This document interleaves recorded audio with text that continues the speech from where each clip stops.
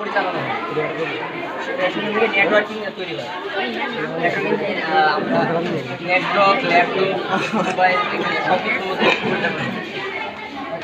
এখন প্রশ্ন হতে পারে যে এটা ভবিষ্যৎ কেমন রাখবে আর এটা কীভাবে কাজ করবে। অর্থাৎ এটা ভবিষ্যৎ কেমন হচ্ছে আমাদের দেশে মনে করেন 4G 5G অন্যান্য আমেরিকার 4G 6G 7G অর্থাৎ আমরা ওই যে তুলনায় আমরা একটু কম। অর্থাৎ এভাবে যদি আমরা ভালো করে পরিচালনা করি তাহলে আমরা ইনশাআল্লাহ উন্নত বাংলাদেশে অনেক ভালো ভালো সফটওয়্যার ইঞ্জিনিয়ার, কম্পিউটার ইঞ্জিনিয়ার আছে, তারা বিদেশে চাকরি করে। কিন্তু তাদের জন্য একটা ভালো কর্মস্থল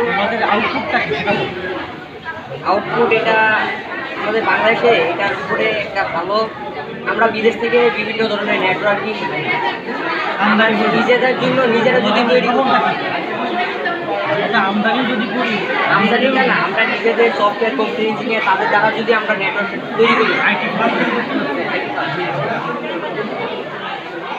তাহলে আমাদের বাংলাদেশের যারা বিদেশে চাকরি করে আমাদের বাংলাদেশের রাজ্যের যদি একটু কর্মস্থল করি তাহলে আমাদের বাংলাদেশের একটা ভালো